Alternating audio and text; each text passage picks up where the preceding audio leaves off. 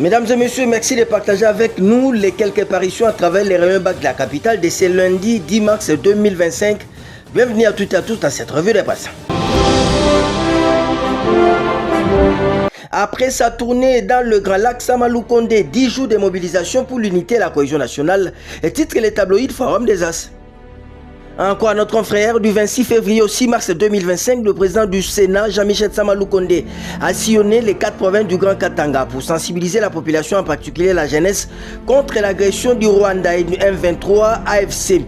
À l'issue de cette journée, plusieurs jeunes ont accepté de rejoindre les forces armées congolaises. Profitant de ses vacances parlementaires, poursuit notre confrère Samalou Kondé, a appelé les Katangais à soutenir le président Félix Tshisekedi, le FARDC, les Wazalendo face à cette guerre.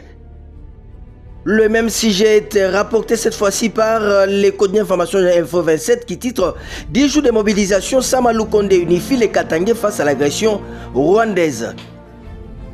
Selon notre confrère Asakanya dans la province du Haut-Katanga, le président du Sénat, Jean-Michel Samalou Kondé Kenge, dans la suite de son itinérance dans les Grands Katanga, a tenu un meeting populaire destiné à sensibiliser le jeune à s'enrôler dans les forces armées de la RDC et à se ranger derrière le président de la République qui tient à l'unité et à la cohésion nationale en ces moments où des territoires et villes de 2 provinces du Kivu sont occupés par les RDF M23 AFC. Des milliers de jeunes de Sakania ont répondu favorablement à cet appel en acceptant de ne laisser aucun centimètre du territoire congolais à l'ennemi rwandais. La guerre à l'Est est toujours 3 journées de réflexion sur la souveraineté et l'intégrité territoriale à la une du tri hebdomadaire d'informations socio-économiques chronique ECHO. En jetant un coup d'œil chez notre confrère, nous pouvons lire parmi les axes ayant conçu l'objet des échanges, l'on note entre autres la défense et sécurité, l'enseignement supérieur comme pilier de la sécurité et de la défense en RDC.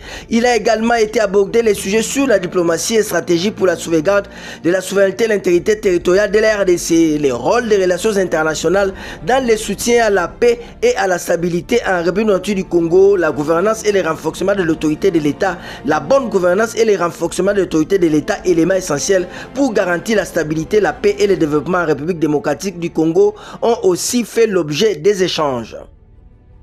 Guerre dans l'est de la RDC, les populations de Goma et Bukavu contraintes à traverser au Rwanda pour effectuer diverses opérations bancaires, rapporte le site d'information géant pifoinfo.net. Les habitants de la ville de Goma et Bukavu, nous disent ces sites d'information générale, sont obligés de traverser les frontières congolaises vers le Rwanda pour effectuer différentes opérations bancaires. Ceci est dû à l'absence de cash à Goma et Bukavu car les banques restent toujours fermées depuis la prise de ces entités par les rebelles M23. La Bank of Africa Rwanda reçoit un grand nombre de personnes et la majorité des fonctionnaires de l'état de Goma qui vient pour la plupart retirer du cash en francs rwandais à Gisenyi. On va terminer par cette information, les dessous de la rencontre entre l'IGF et les mandataires publics. Patrouille financière, 8 dépenses et 40 boîtes concernées et titre le tri hebdomadaire d'information panafricain qu'est l'Afrique, Africa News.